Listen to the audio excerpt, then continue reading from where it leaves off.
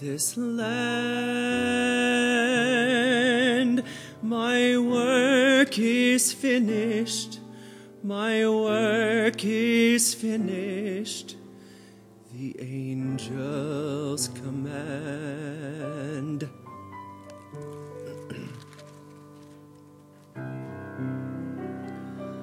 I'll come to join you.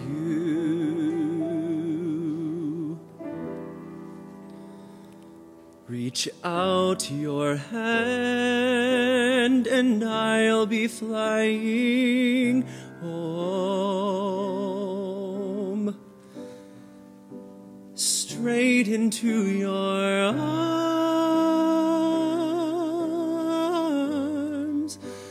and I'll be flying home. Carry me on, carry me on,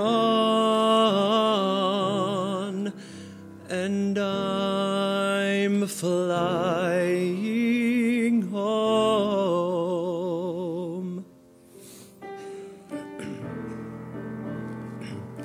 The angels call me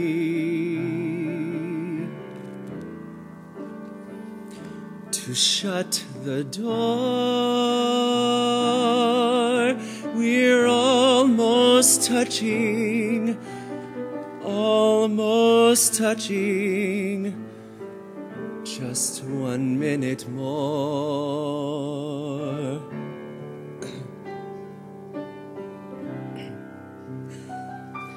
I'll hear you call me, just like before, and I'll be flying home, straight into your arms,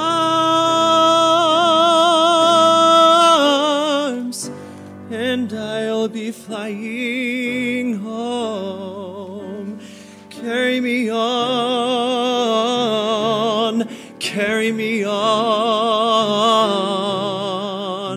and I'm flying home.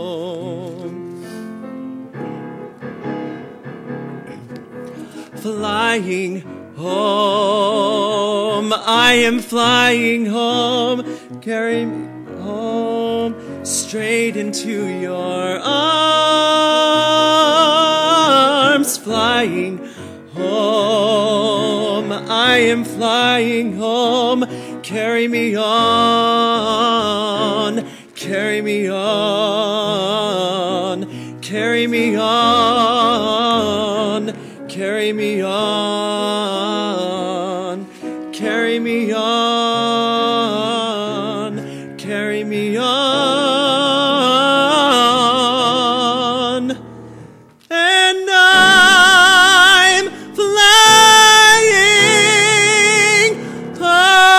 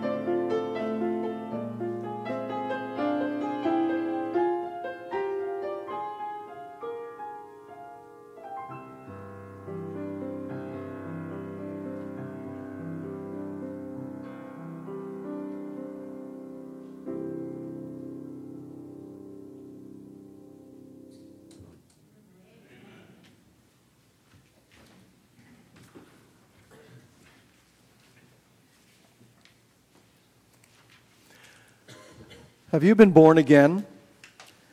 That is a question some Christians ask other Christians, usually to ascertain if, from their own theological conviction, these other Christians are legitimate Christians. The question and concept are sometimes used as a kind of litmus test to determine, particularly by those of a very rigid and narrow understanding of our faith, the acceptability to them of another person's belief. I think under certain circumstances it is a valid and helpful question. But those circumstances are very limited, and we should begin with an understanding of what the question means in the first place. Have I confused you already? Well, let me try to undo that. The issue of being born again was raised in the Gospel of John when Nicodemus the Pharisee came to see Jesus. The Pharisees were the lawyers of Judaism in that time and place, but they were more than lawyers as we would understand lawyers in today's world. The Pharisees were not only the upholders of the religious laws that governed Israel, they were also the experts who interpreted those laws to and for the people of Israel. They were the ones then, and understandably, with whom Jesus had a lot of disagreements as he articulated his understanding of God's will, an understanding which they refused to accept largely because it differed from tradition. And they were the ones who Jesus often condemned, accusing them of caring more about rites and rituals, rules and regulations, than about the welfare of the people those rules and rituals, regulations and rites were intended to help. Nicodemus was also a member of the Sanhedrin, the governing council consisting of the nation's most wealthy and powerful individuals, and another group with whom Jesus had constant difficulties. So you can see how unusual it would be for such a man to come to Jesus for anything, but especially for advice. Now he came at night. That's not too surprising. He probably did not want his cohorts to know what he was doing. And he began his discussion with the words, "Rabbi, we know that you are a teacher who has come from God, for no one can do these signs that you do apart from the presence of God." That sentence alone is kind of revealing. Nicodemus immediately acknowledged his recognition of Jesus as a rabbi, as a teacher, as someone who knew the scriptures and the laws of Judaism, as well as a miracle worker. But he also used the word we. We know that you are a teacher. To what we was he referring? Other Pharisees? Other members of the Sanhedrin? Other leaders? We have no way of knowing, but it is obvious that Nicodemus was not alone in his questioning and his confusion or in his acceptance of Jesus' authenticity as one who spoke with authority on religious matters.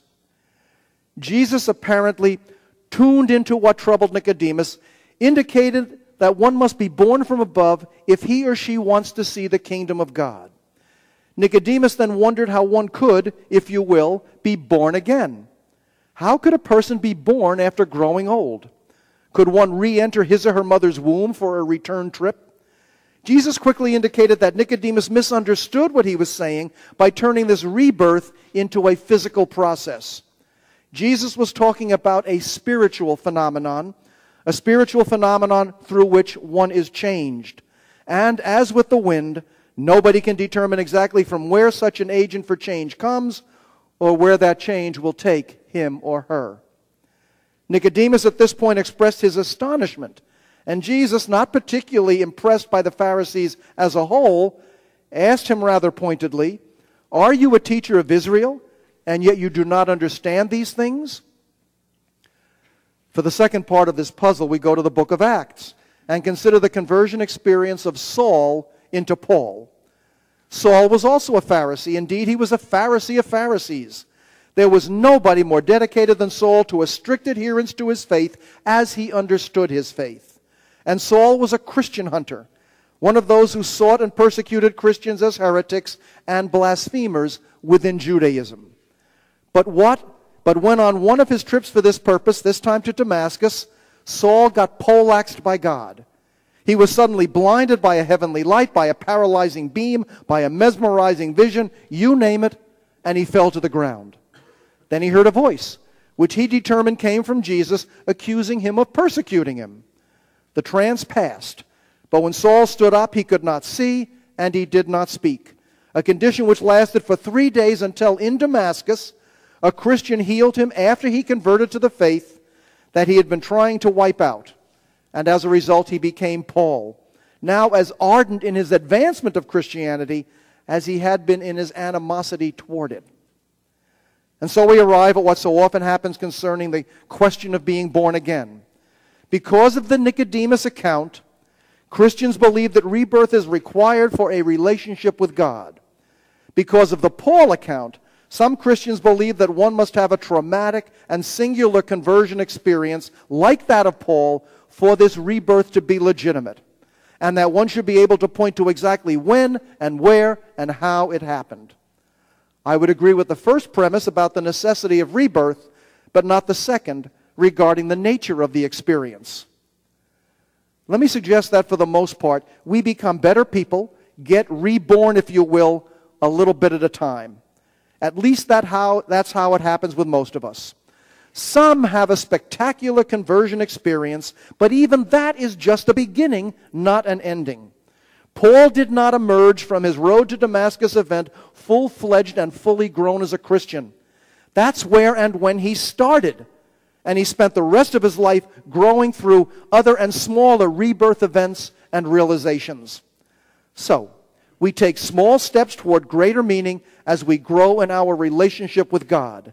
And such small steps tend to come about when we have certain habits of the mind and of the heart. The first step is to replace hate with love. Not always an easy thing to do. It was Robert Penn Warren, American Pulitzer Prize-winning poet and novelist of the 20th century, who wrote, "I love the world even in my anger." That's what we must do. And by the world, he meant, and I mean, the people of the world. It can be very difficult to see the world as it is and to love it, despite its treachery and our anger, while focusing on everything that is natural, that is infinite, that is yes. Beyond that, we must show compassion and kindness to one another while taking the risk of being seen as odd. All of this requires discipline of the heart and the mind. Now, none of this takes place instantly. How do you eat an elephant? One bite at a time. How do you climb a mountain? One step at a time. How do you live a life? One moment at a time. How do we more fully embrace the contagious, the praiseworthy, the religious spirit which enables us to give thanks for everything in our wonderful world, step by step by step, moving forward as straightly and steadily as possible while sticking to the paths that have been laid before us? A story is told of a little boy who was helping his father serve their guests at a dinner party. Dad was cutting up a pie in the kitchen and putting the pieces on plates. The boy brought one into the dining room and placed it in front of his mother, who immediately passed it to one of her visitors. He returned to the kitchen for another, brought it out and gave it to his mother, who again passed it to the left. After several more such trips, and with his mother doing the same thing over and over and over again, the boy finally in exasperation explained, "It's no use, Mom, they don't get any bigger." Now sometimes we, like the little boy, don't know what is going on. We don't understand. We are doing the best we can, but we still make mistakes. We still take tumbles. Yet despite our confusion, there is something good, kind, gentle, caring, gracious, sharing, happening even if we do not realize it. And our realization only increases gradually as we change. And so we move forward, growing into each new insight, adding bit by bit to this rebirth process. If we are to be reborn, if we are to have a meaningful relationship with the divine, whether or not in and through Jesus Christ, if we are to realize our fullest potential as human beings, if we are to somehow save our planet from the hatred and violence that more and more seem to engulf it, if we are to become all we were meant to be, we've got to move forward in stages, coming into a new world as new people each time we have a new insight, a new thought, a new revelation. This is what I think Jesus was telling Nicodemus about being born again. This is what I think happened to Saul as he was turned into the kind of person who could move from there and grow from there. Do you get impatient with your life and our world? Do you get impatient with other people, the way they think and the way they act? I know I do.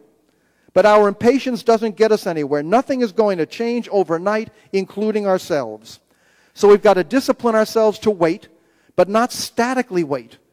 We've got to be open to the possibilities which surround us, and then take advantage of opportunities when they come our way. We've got to open ourselves to new thoughts and outlooks, and then in our openness, seriously consider what makes sense and what doesn't. We've got to take risks once in a while, even if the result might be foolishness or failure. We've got to approach our faith in the conviction that we and it are not yet fully formed, but through constant rebirth, we can grow and mature. We've got to strive to keep moving forward and upward. And then, as we so grow in the Spirit, one step at a time, the ears of our ears will awake and the eyes of our eyes will open, and perhaps, like poet E. E. Cummings, we will be able to say, I thank you, God, for this most amazing day, for the leaping greenly spirits of trees and the blue true dream of sky, and for everything which is natural, which is infinite, which is yes. Which is yes. Nicodemus was looking for yes. Paul was looking for yes. We are looking for yes. And we can find it in our spiritual rebirth attained one step at a time. So don't stop. Keep moving. It may not come in large flashes of bright illumination, but rather in small specks of little lights. Be ready. The future is right around the corner. The new you is always ready to be born.